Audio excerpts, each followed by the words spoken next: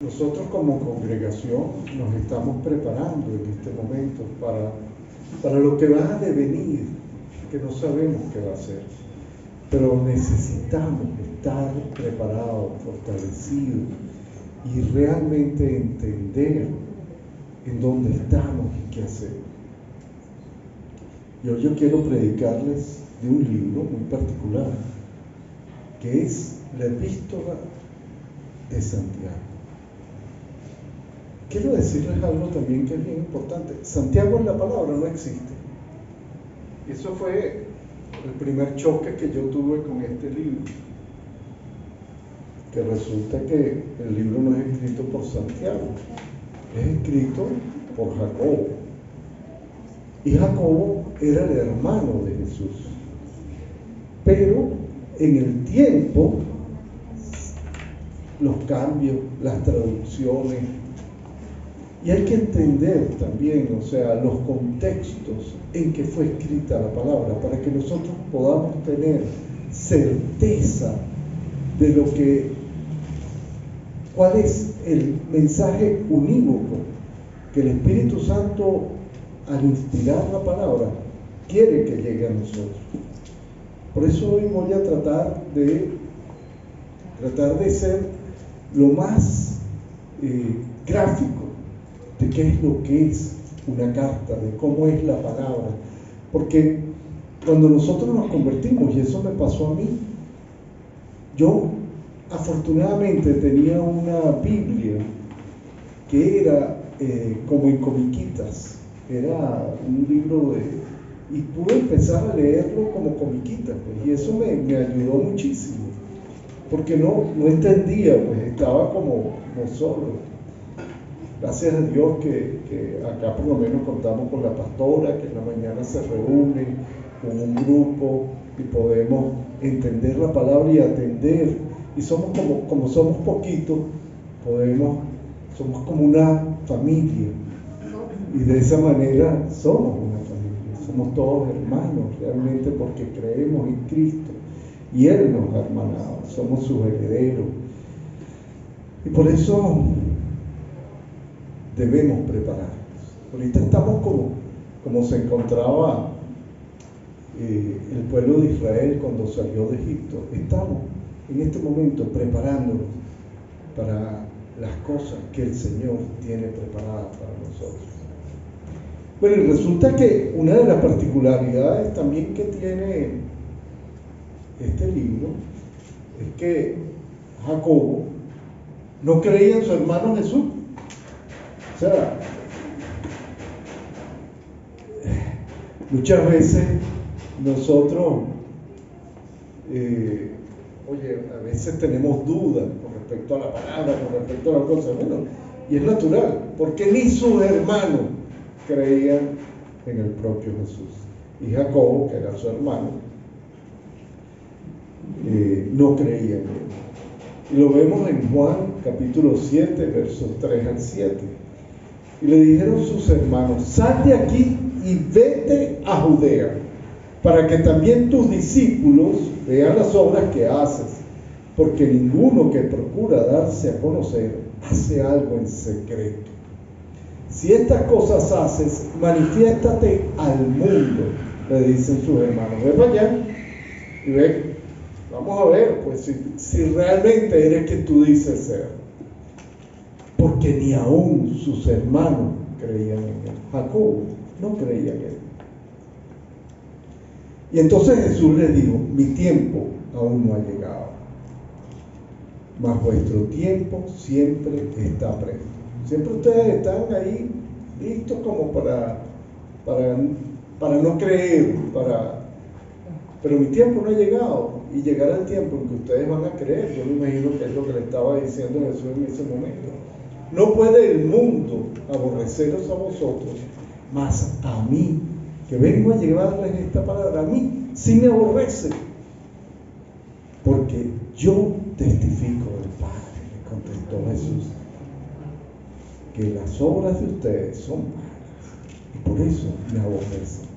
Y muchas veces eso va a pasar cuando nosotros comencemos, o cada vez que lo les ha pasado, Cuando estamos predicando la palabra nos sale, bueno, ya empezaste, ya comenzaste con... Bueno, y ese es el riesgo que nosotros debemos correr, porque nadie es profeta en su tierra, dice el Señor. En Marcos capítulo 6, versos 3 al 5, leemos lo siguiente: pero ¿no es este el carpintero, el hijo de María, hermano de Jacobo, de José, de Judas y de Simón? ¿No están aquí también con nosotros sus hermanas? Y se escandalizaban de él. Y por cierto, yo creo que eso es parte también de por qué leemos una epístola que de un señor Santiago, que nadie sabe quién es, y en realidad fue escrita por Jacobo, porque yo creo que el enemigo también trata muchas veces de tergiversar muchas cosas. Hay gente que dice que, como se decía San Jacobus, que era el nombre en griego, de ahí salió el Santiago, y bueno, y la gente empezó a llamarle Santiago. Yo creo que también, así como ha habido una idea deliberada de torcer, por ejemplo, nosotros no tomamos en cuenta las escrituras como tal, las fiestas como tal, y creo que hay cosas que debemos retomar de la palabra para poder entender su contexto, y eso es bien importante. Yo, y una de las cosas que hacía, y anoche hasta lo pensé, iba a llamar a Jesús: Jesús, tráeme la túnica esa que tú usabas en esa obra, y me iba a llegar acá a presentarme, pero bueno, no lo hice, quizás en algún momento lo haga.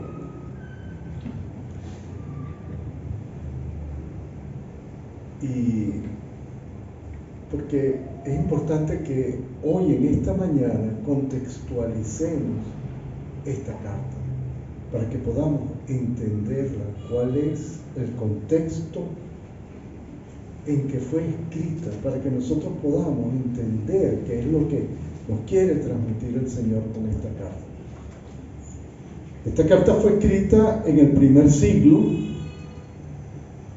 y trasladémonos allá. No estaríamos vestidos como estamos vestidos ahorita, estaríamos con una túnica.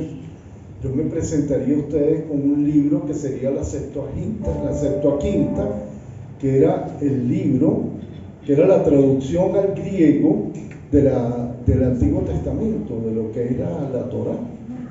Y yo me presentaría aquí con un libro muy grande y estaría predicándole. ¿Qué pasó? Estaríamos predicándole acerca de la palabra de esa manera. Una carta en aquel tiempo tenía que ser escrita de una manera muy compleja. Para empezar, el papel con que era escrita era pergamino, porque tenía que ser una carta que, para poder trasladarla al lugar de la persona que la iba a leer, tenía que ser escrita con materiales que fueran resistentes.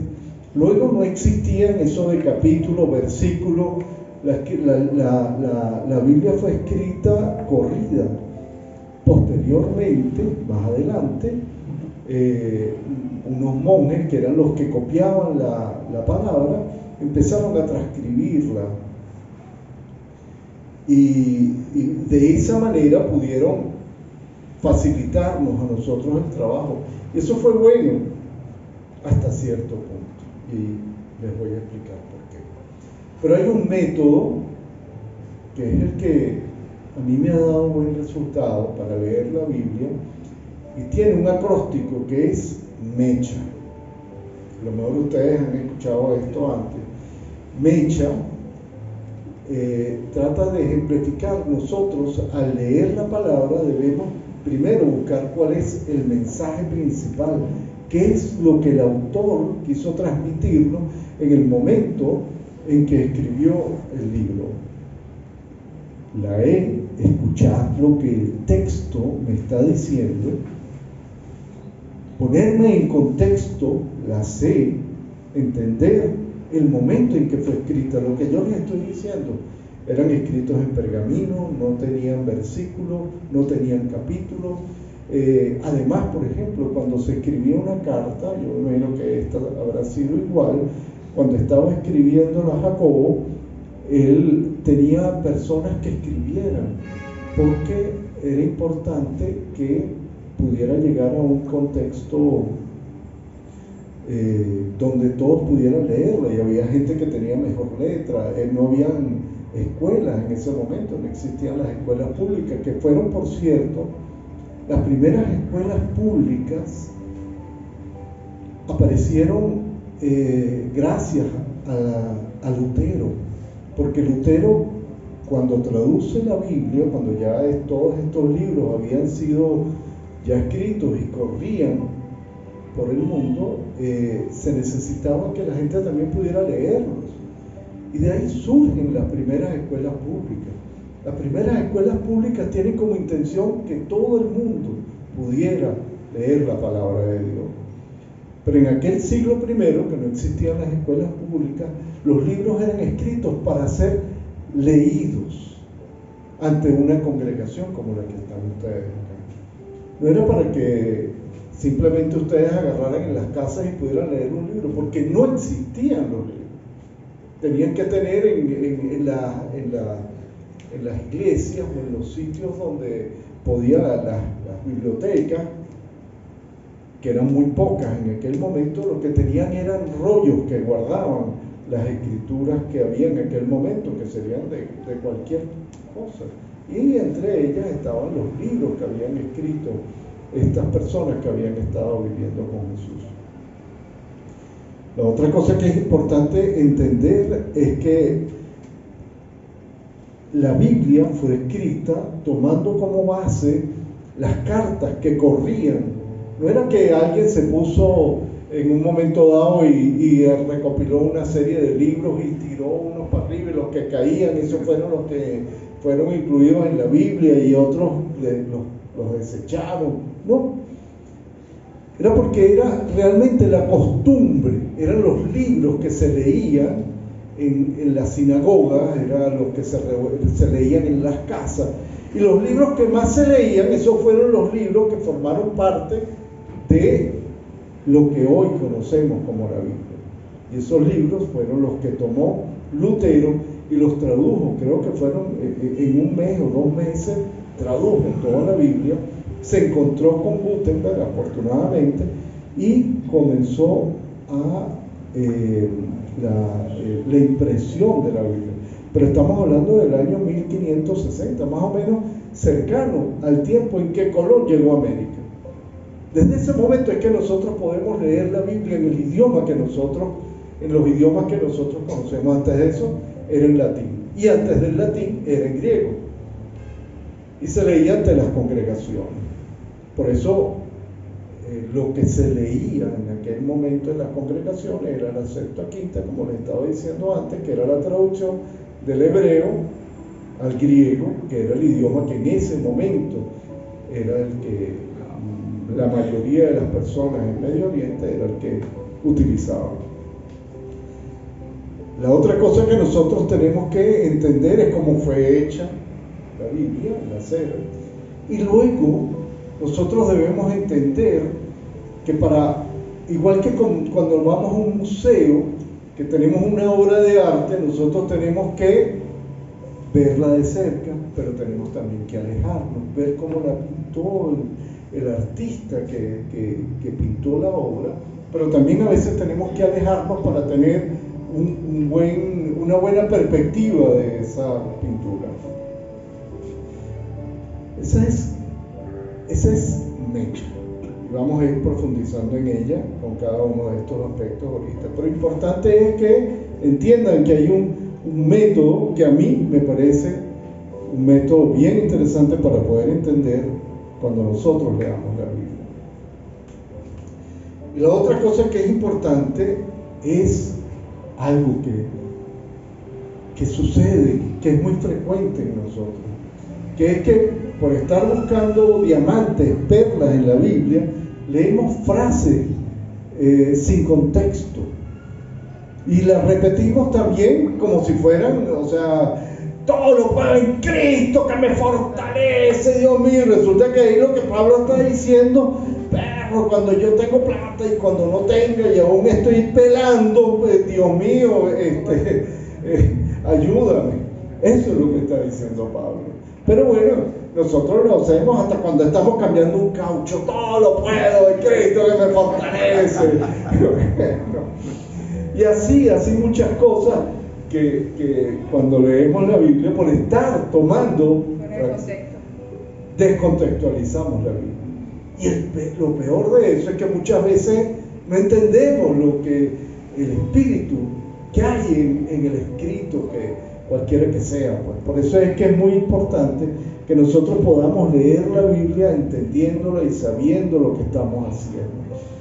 Y como nos estamos preparando para una gran batalla, como esa batalla de todos los días, hoy quiero profundizar en esto. También la otra cosa que es importante es que escuchemos. La E de mecha. Escuchemos el texto. Nosotros tenemos muchas ideas preconcebidas cada vez que leemos la Biblia. Pero por eso es importante que nosotros nos deslastremos de todo pensamiento preconcebido y que tratemos de leer la Biblia como si fuera la primera vez que nosotros lo leemos. Quitarnos todas esas ideas que podamos tener en la cabeza y poder con certeza empezar a entender la Biblia, leer lo que ella nos está diciendo, contextualizarla, por supuesto, porque no es lo mismo los romanos ahí tranquilitos, ese mundo donde no había celulares, donde no había mensajes, donde no había la tecnología que tenemos hoy día, a buscar ese mensaje que sea útil para nosotros hoy. Por eso vemos mucha gente que nos dice, hey, pero en la congregación no lleven falda y tal, y bueno, ¿por qué tú, hermana, hoy la llevas pantalones? Bueno, porque en aquel momento estaba mal visto que una mujer usaba pantalones. Incluso que los hombres usaran pantalones también era mal visto, porque no existían los pantalones, pues, o sea, era otra manera de vestirse. Por eso es que es interesante e importante entender los contextos en que fueron escritos. No es lo mismo estos chamos de hoy y los chamos de la antigüedad del primer siglo. Y el otro punto importante es esa: pedir al Espíritu Santo que sea Él el que nos permita entender ese libro, porque al final quien escribe el libro de la palabra es el Espíritu Santo. Fueron manos de hombre como la de nosotros, pero siempre inspirados por el Espíritu Santo. Y si nosotros le pedimos sabiduría al Espíritu Santo, la palabra dice que Él nos la dará y en abundancia.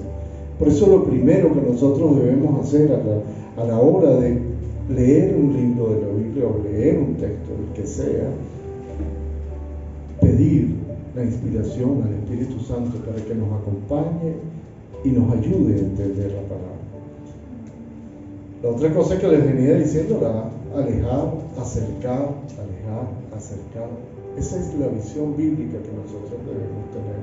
Leer los textos tratando de que sean completos y luego ir al detalle. No podemos entender un bosque estudiando una hoja. Estudiando la hoja podemos entender qué es lo que está sucediendo ahí, pero debemos alejarnos para entender qué sucede en el bosque. Y por último, también decirles que Mecha no es un método, o sea, no es una manera nada más, es un enfoque, es una manera para poder entender las Escrituras, una postura que nosotros debemos tener a la hora de enfrentarnos a la palabra. También quería leerles hablando con mi esposa esta mañana, con Herminia, esta mañana. Resulta que nos encontramos un texto muy importante en Hechos de los Apóstoles. En el capítulo 26, versos 22 al 25.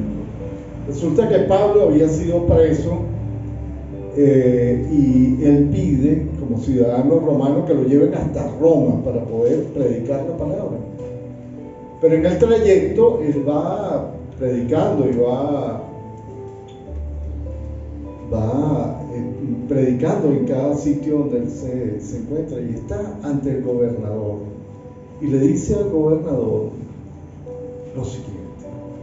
Y aquí vemos qué era lo que predicaba Pablo. Pero habiendo obtenido auxilio de Dios, dice Pablo, persevero hasta el día de hoy, dando testimonio a pequeños y grandes. Predicaba la palabra todo el tiempo, no diciendo nada fuera de las cosas que los profetas y Moisés dijeron que había de suceder. Lo que debemos predicar es la palabra de Dios. Por eso cuando yo trato de hablar y ejemplificar algunas cosas, trato de ser lo más comedido, porque no es mi historia lo que interesa. Lo que interesa es la palabra que está contenida en la Biblia. Por eso es que es tan importante que nosotros podamos entender qué es lo que hay ahí. Y en aquel momento, ¿qué es lo que leía Pablo? Él predicaba acerca de los profetas y Moisés, porque era el libro que ellos tenían en aquel momento. Era la Septuaginta, como yo les estaba diciendo. 70 hombres que tradujeron el Antiguo Testamento del hebreo al griego, y por eso se llama la Septuaginta. Esos eran los libros que se leían en las sinagogas, eso era lo que predicaba Pablo, eso era lo que predicaban los apóstoles en el siglo I. Y a medida que fue generándose nuevos escritos por parte de Pablo, por parte de Jacobo, por parte de Pedro, es que empezamos a ver las cartas en el Nuevo Testamento que nos empiezan a dar nuevas visiones, o sea, contextualizaron ellos esa palabra que venía del Antiguo Testamento a su tiempo, a su momento. Y eso es lo que debemos predicar. Pablo le dice al gobernador cuando le está entrevistando, le dice que el Cristo que había de padecer, porque estaba profetizado ya en la Biblia, estaba ya escrito en el Antiguo Testamento, y ser el primero de la resurrección de los muertos, que fue Cristo, y anunciar la luz al pueblo y a los gentiles. Esto era lo que predicaba Pablo. Diciéndole estas cosas, en su defensa, Festo, el gobernador, a gran voz dijo: estás loco, Pablo, las muchas letras te vuelven loco. ¿Cuántas veces nos han dicho eso? La letra mata, el espíritu es el que vivifica. Pero cuando se lee fuera del contexto, lo repetimos una y otra vez. La Biblia hay que estudiar. La Biblia es el libro más importante que nosotros tenemos. Y eso lo vamos a seguir viendo acá. No estoy loco, le dice Pablo, excelentísimo Festo, sino que hablo palabras de verdad y de cordura. Eso es la Biblia. Palabras de verdad y de cordura. Y por eso el Señor Jesús, el Mesías, cuando Él llega y Él comienza su ministerio, lo primero que Él hace es, nos dice Lucas en su Evangelio, en el capítulo 4, verso 16, que ya viendo Jesús, habiendo bajado del desierto donde se había preparado, él había sido bautizado en el Jordán por Juan, y él llega a la sinagoga y toma un rollo.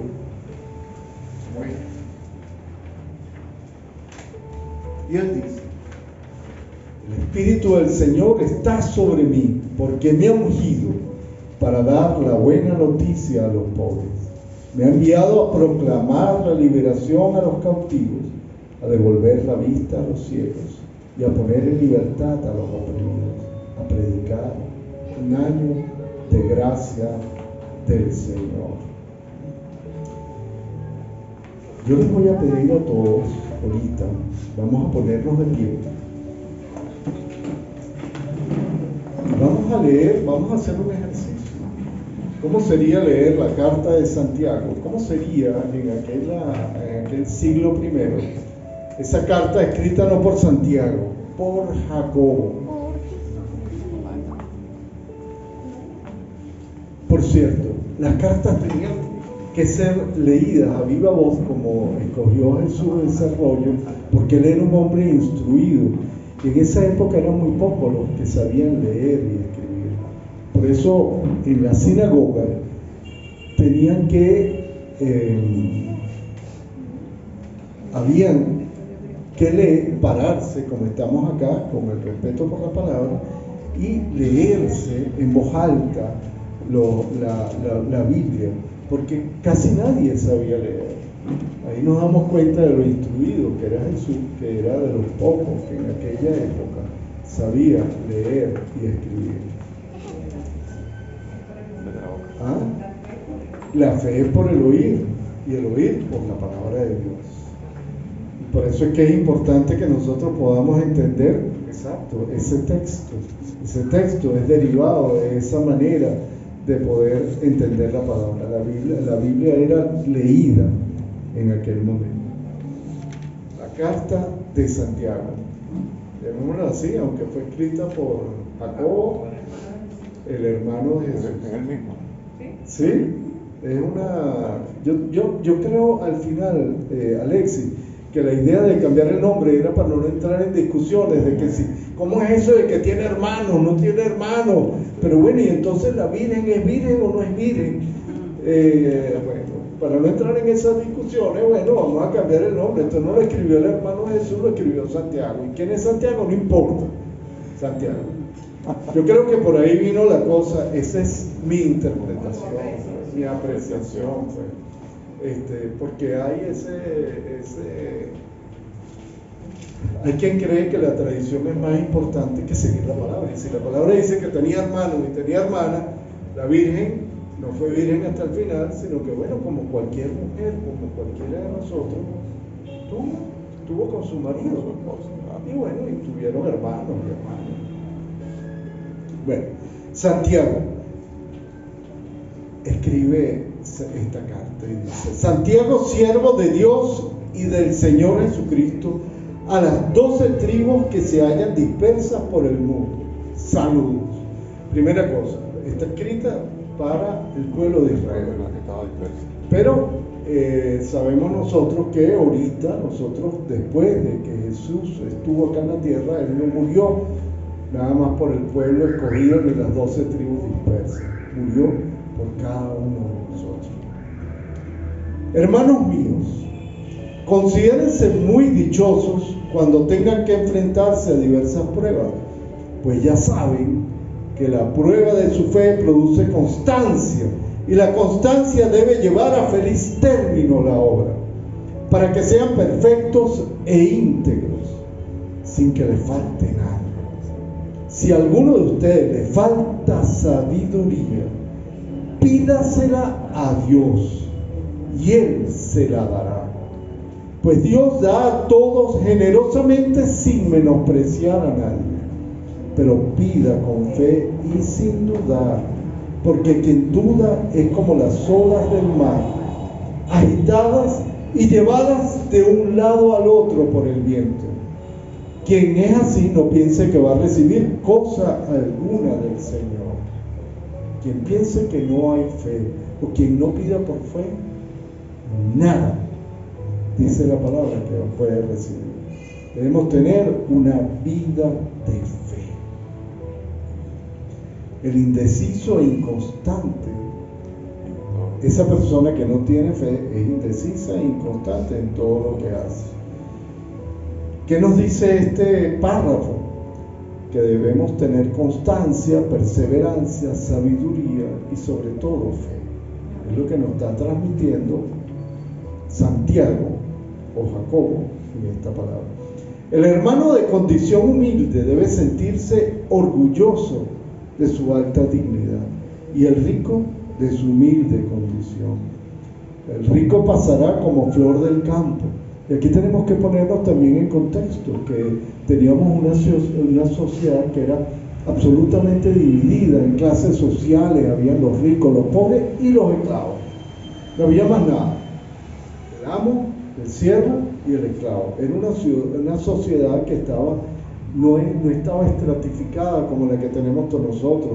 ricos, clase media, más ricos, menos ricos, los super ricos, los pobrecitos, los más pobres, los pobres de los pobres. Bueno, o sea, era una ciudad, era una sociedad mucho más clasista. O sea, estaba el hombre, que por cierto era el que tenía todo poder sobre toda su familia, y toda la familia y sus esclavos dependían de la palabra de este hombre. Eso es darnos cuenta de cuál es el contexto en que fue escrita la carta. El sol sale y seca la planta con su color abrasador, su calor abrasador. A esta se le cae la flor y pierde su belleza. Así se marchitará también el rico en todas sus empresas. Dios no tiene distinción. Él hace salir el sol para todos, para ricos, para pobres, para todos. Y todos tenemos oportunidad. Y todo depende, como dice el texto anterior, de nuestra fe. De que nosotros tengamos fe y sin dudar. Y Él hará. Y Él hará. Y hermanos, aquí un testimonio cortico. Nosotros en casa, desde que decidimos dejar de estarnos afanando por qué comeremos o qué tendremos el día de mañana, hemos estado días en que de repente decimos, bueno, y este es lo último que nos queda, Herminia, ¿qué vamos a hacer mañana? Bueno, mañana es otro día, Dios verá. Y siempre Dios provee cuando le creemos al Señor. Y siempre pensamos, bueno, pero y entonces y entra el miedo y la angustia. Él provee y siempre nos da para lo que necesitamos. Pero que es importante vivir en santidad. Dichoso el que resiste la tentación, dice Santiago, porque al salir aprobado recibirá la corona de vida que Dios ha prometido a quienes lo aman.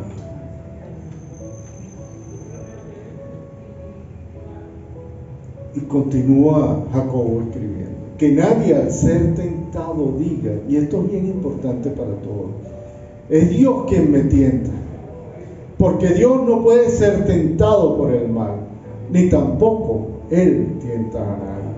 Todo lo contrario, cada uno es tentado cuando sus propios malos deseos lo arrastran y seducen.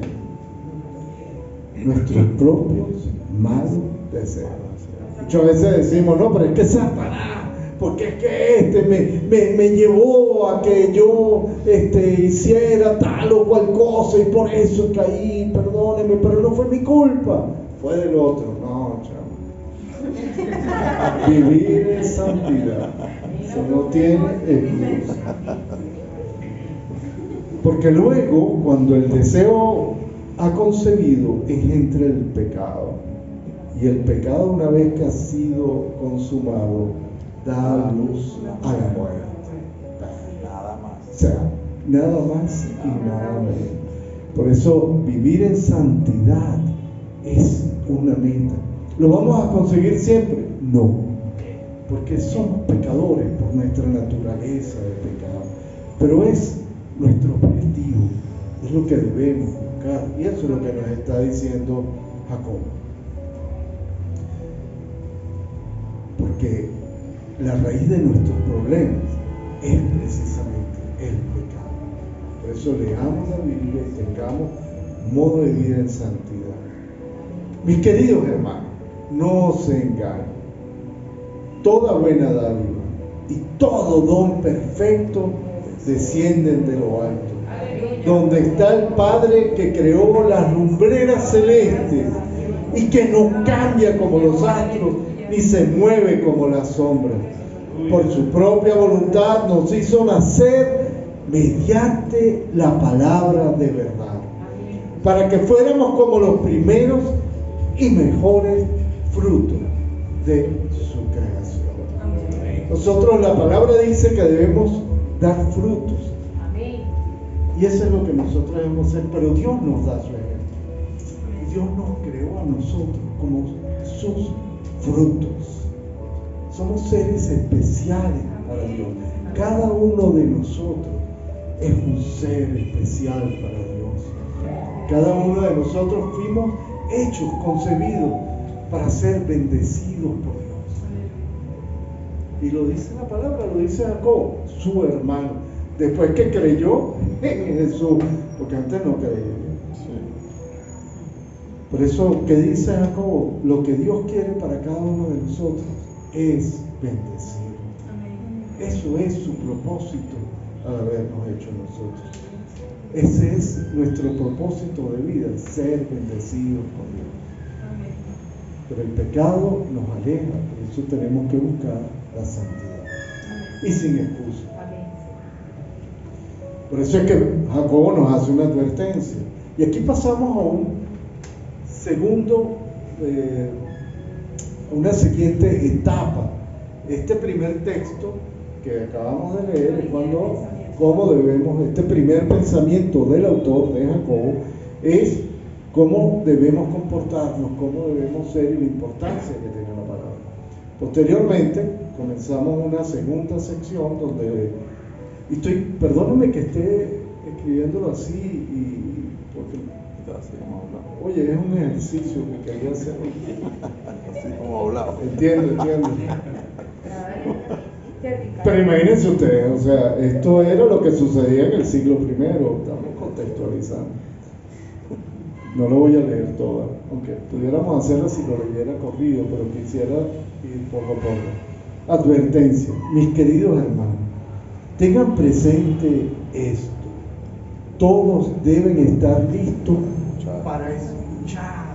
para escuchar, porque la palabra, entiendan, era leída en ese momento y debemos escuchar la palabra,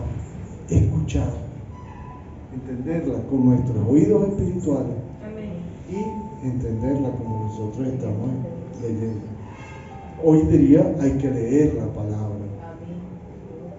Y ser lentos para hablar, ¿no? Y aquí entonces comienza otro texto, ser lentos para hablar y para enojarse, pues la ira humana no produce la vida justa que Dios quiere. Por esto, despójense de toda inmundicia y maldad. Debemos tener una vida recta para el Señor, que tanto abunda para que puedan recibir con humildad la palabra sembrada en ustedes, la cual tiene poder para salvarles la vida. Por eso es que no vivimos por vista, vivimos es por fe, por la palabra que debe sembrarse en nuestro corazón. No se contenten solo con escuchar la palabra, ella advierte Jacobo, pues así se engañan ustedes mismos. Llévenla a la práctica. Por cierto, no le dije antes, yo estoy leyendo la versión internacional, la nueva, la NBI.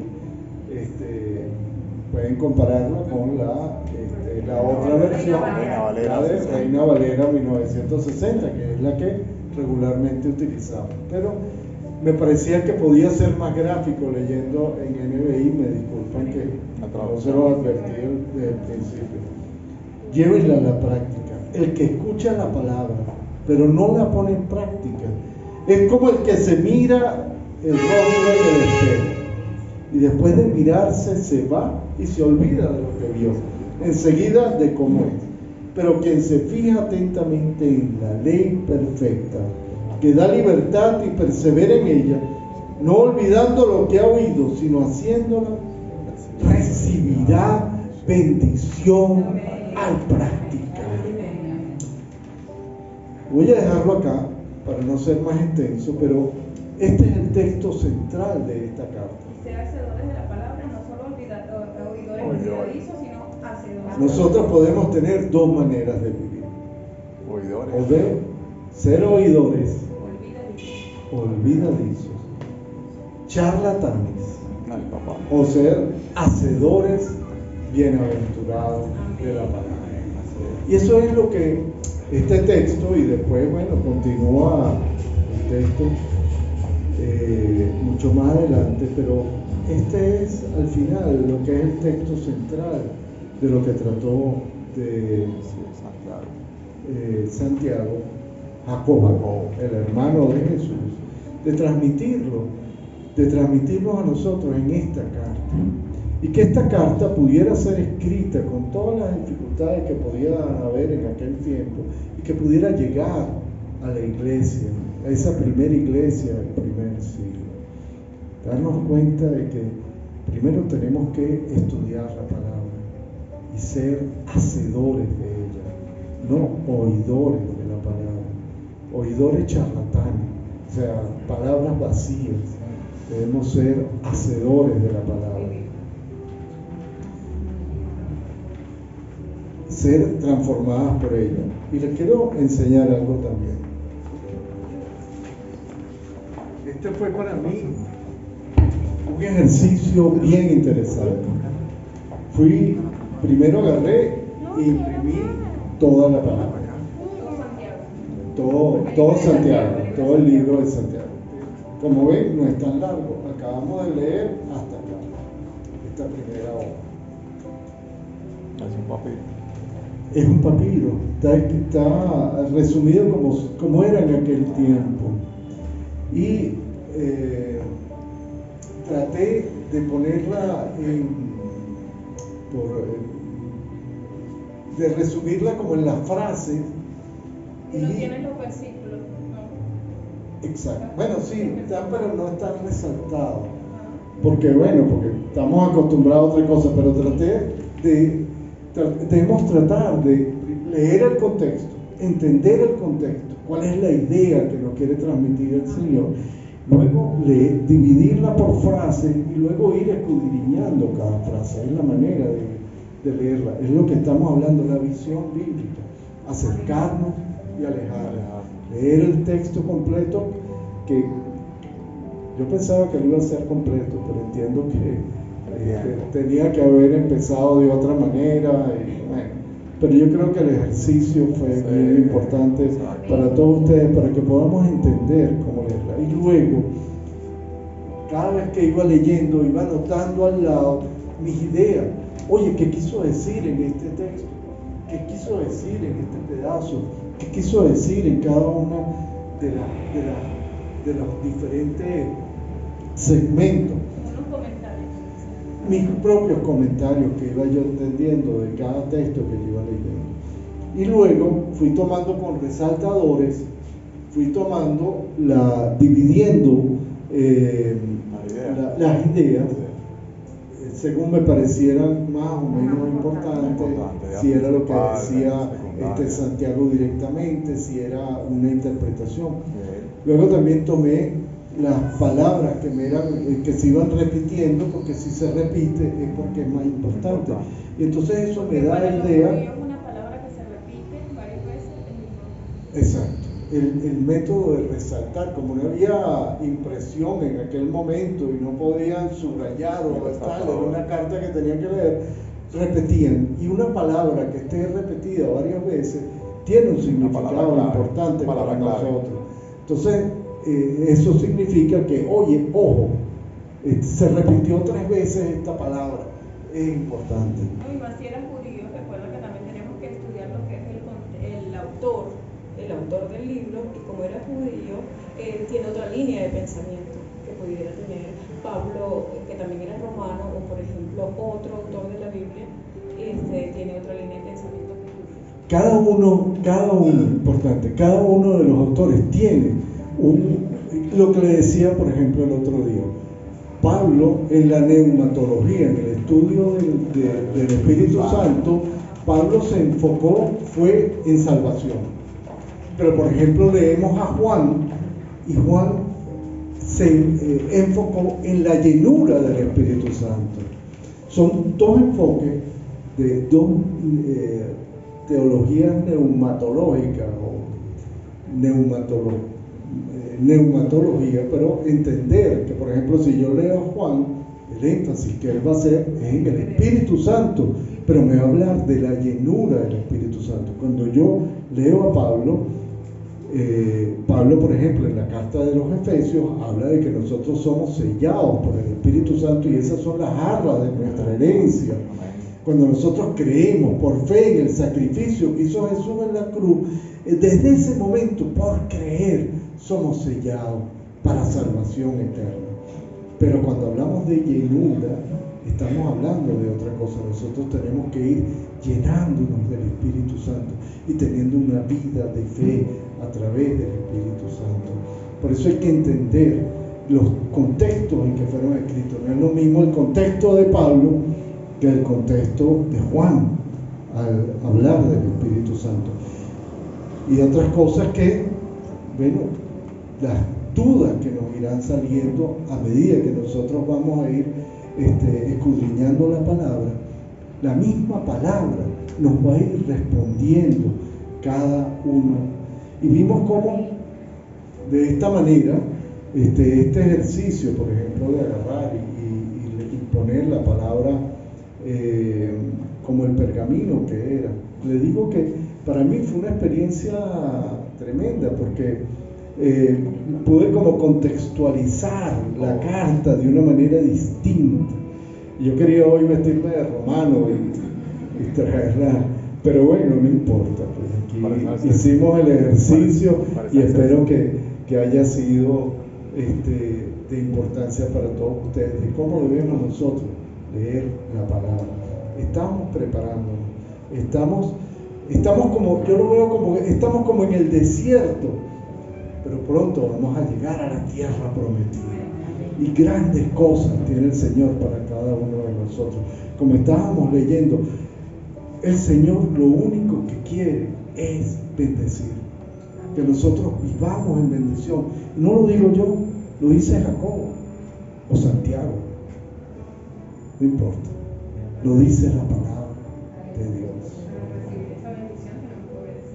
Que obedecerla. Por eso lo importante no es quién lo escribió, sino lo importante es entender que es lo que el Espíritu le dijo a Santiago o a Jacobo que era importante, y que nosotros podamos extraer las lecciones que son valederas para nosotros hoy día, para que nosotros podamos vivir en santidad y en bendición por la palabra. Y fíjense ustedes que sí es importante o no, yo quiero leerle un texto, pero del Antiguo Testamento. El pueblo de Israel había estado 40 años vagando por el desierto. ¿Ah? ¿Sí? ¿Pueden sentarse? Bueno, buen ejercicio.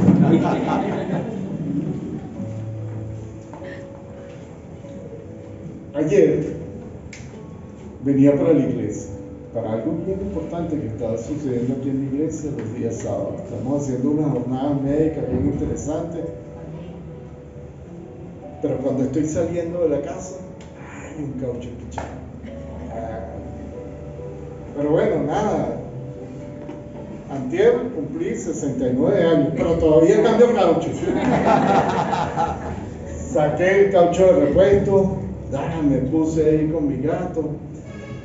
Resulta que puse el caucho de repuesto, no, hombre, estaba más empichado que el caucho que tenía empichado.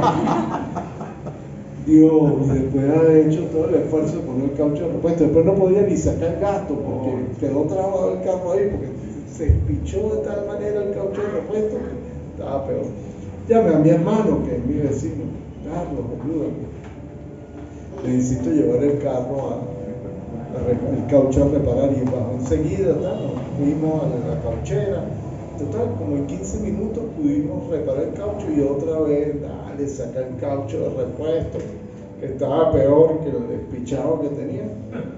Y por cierto, mi hermano me toma fotos cambiando caucho, poniendo caucho. Y entonces escribe, mi hermano, hay una página que tenemos por WhatsApp de la familia, ¿no? Entonces, bueno, aquí está mi brother, con 69 años, cambiando caucho, y querido mi otro hermano que está en Estados Unidos y ya certificado. Y entonces, bueno, los otros primos que se manifiesten. Y entonces, de ayer a hoy, todo el mundo está sacado fotos de cuando ha tenido que cambiar un caucho y tal. Yo también estoy certificado, yo también, dice otro. Y bueno, y así están saliendo todos mis primos cambiando caucho ahora. Bien bueno. Esto era para que nos relajemos. El pueblo de Israel estuvo 40 años vagando por el desierto. ¿Por qué? Porque el pueblo de Israel cuando salió de Egipto, a pesar de todos los milagros que vieron, de cómo Moisés se enfrentó al faraón, de cómo hubo señales y milagros para que el faraón entendiera que tenía que dejar salir al pueblo de Israel, también cuando llegaron al desierto y llegaron a la tierra prometida, a los pocos días de haber salido de Egipto, el pueblo de Israel, cuando se enfrentó a la tierra prometida y como a la vida a la que nosotros nos tenemos que enfrentar, en vez de decir yo tengo las herramientas porque tengo un Dios poderoso que es el que vive en mí para poder enfrentarme a cualquier dificultad en la tierra prometida y poder conquistarla, esas bendiciones que el Señor tenía para ellos, lo que hicieron fue arrogar. Señor, envíanos otra vez a Egipto, preferimos estar subyugados por los egipcios y no disfrutar de las bendiciones que el Señor tiene para nosotros. Y el Señor hizo lo que tenía que hacer, los mandó a dar vueltas por el desierto durante 40 años, hasta que esa generación no murió, los estuvo dando vueltas en el desierto. Nosotros tenemos dos oportunidades: o somos hacedores y creemos en la palabra, o somos unos fatuos charlatanes que leemos la Biblia pero no vivimos para recibir bendición. Dos caminos. A lo mejor los dos caminos nos llevan a ser sabios, pero escogemos cómo queremos vivir. Si queremos vivir como Dios quiere que vivamos en bendición, o queremos vivir una vida, miserable. Porque podemos ser oidores o hacedores de la palabra. Josué, ya después de que ese pueblo había estado vagando por el desierto y había entendido que era una nación grande y poderosa, esa nueva generación que fue preparada en el desierto, y durante ese tránsito que estuvieron en el desierto, Moisés escribió gran parte de esta palabra que nosotros leemos hoy. Durante 40 años él estuvo recopilando, escribiendo, inspirado por el Espíritu Santo. Por eso es que Moisés está considerado uno de los grandes profetas de la Biblia, porque él vivió para escribir la palabra, escribir, y nosotros podamos vivir y podamos entender lo que el Señor quiere para cada uno de nosotros. Leemos en Josué capítulo 1, versos 5 al 8. Durante todos los días de tu vida, nadie será capaz de enfrentarse a ti. Así como estuve con Moisés, también estaré contigo. No te dejaré ni te abandonaré. El mismo espíritu que estaba en Moisés es el mismo espíritu que vive hoy dentro de cada uno de nosotros. Ese mismo espíritu que decía la pastora, el mismo espíritu. Yo tengo que ir para que con usted viva, con usted el abogado, el paracleto, el Espíritu Santo vive en el corazón de cada uno de nosotros. El Señor tenía que irse. Ya había padecido por nosotros en la cruz, pero Él tenía que irse para que el Espíritu Santo, ese mismo Espíritu Santo que tenía Josué y que fue el que le permitió llevar al pueblo a la tierra prometida, el Señor le dice: sé fuerte y valiente, porque tú harás que este pueblo herede la tierra que le prometí a tus antepasados.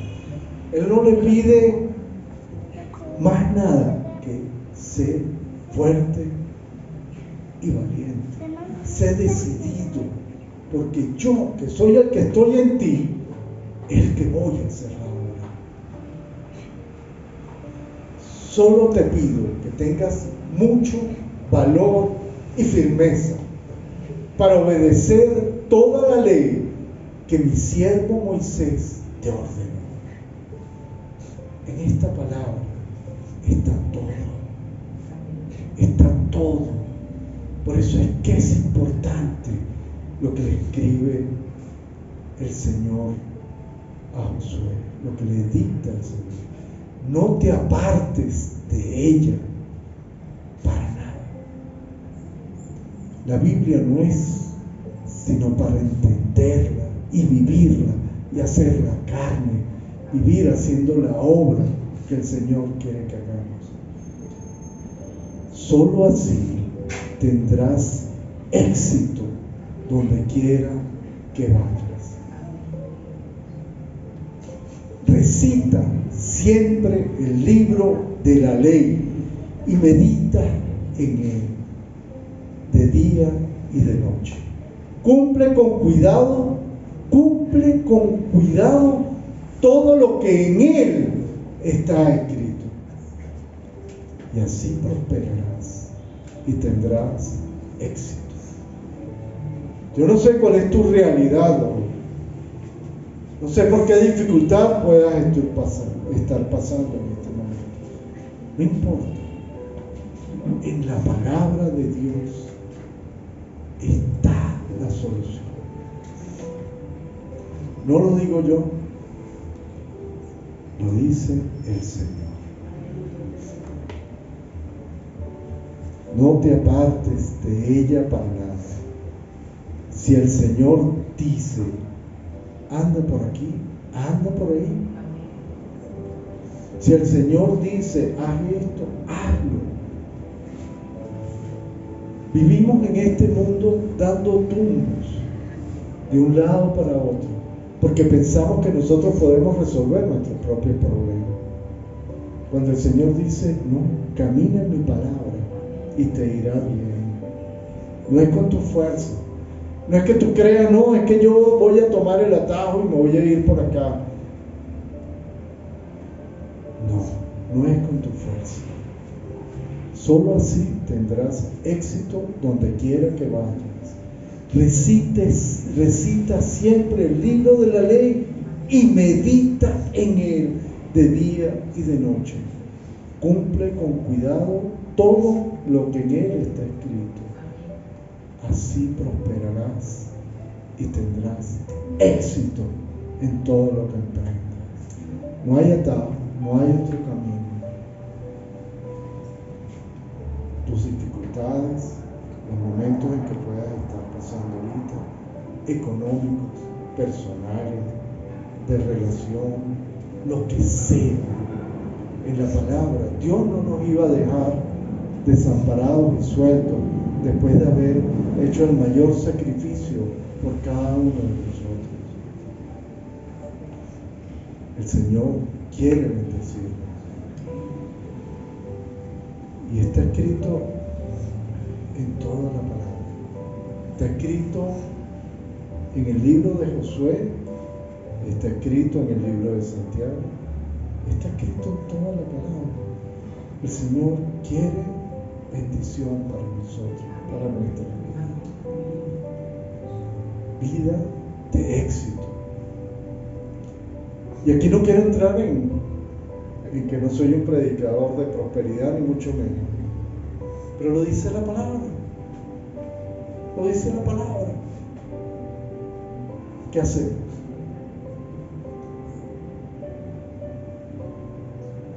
Medita en ella, vive en santidad y tendrás éxito en todo lo que hagas.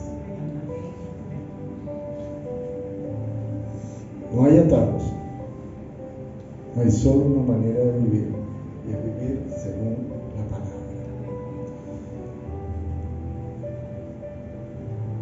¿Por qué esto es así? Porque a diferencia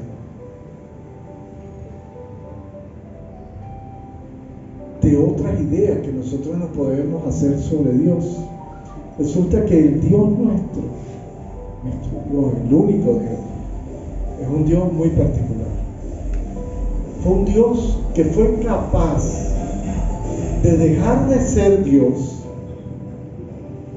para bajar en la tierra y vivir acá con nosotros. Vivía como cualquiera de nosotros, como carpintero. Yo les decía el otro día que podía estar en un momento dado agobiado con la factura, con los materiales. Me trajeron buena madera, no me la trajeron, esta madera tiene polilla, iba allá, reclamaba, cobraba con el cliente unos pagaban, otros no. Vivía como cualquiera de nosotros. Durante 30 años convivió con cada uno de nosotros. Por eso es que Jacobo no entendía que el Señor era el Mesías. Porque bueno, pero mi hermano, pero si él vive con él, trabajaré con él, yo le aconsejo a veces cómo tiene que cobrar la factura. Pero un día, el Espíritu Santo estuvo con él. Por supuesto que él sabía quién era, pero no había llegado a su tiempo. Pero el día que llegó su tiempo y entendió, como cada uno de nosotros podemos entender que tenemos una promesa de Dios para todos nosotros y que nosotros somos llenos del Espíritu Santo desde el momento en que nosotros somos concebidos. El Espíritu Santo está con todos nosotros, pero podemos apagarlo y olvidarnos de Él, o podemos vivir según como Él quiere que vivamos.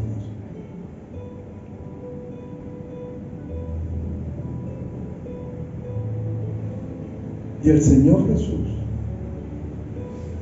en ese momento, cuando le llegó su tiempo, junto con el Espíritu Santo, o lleno del Espíritu Santo,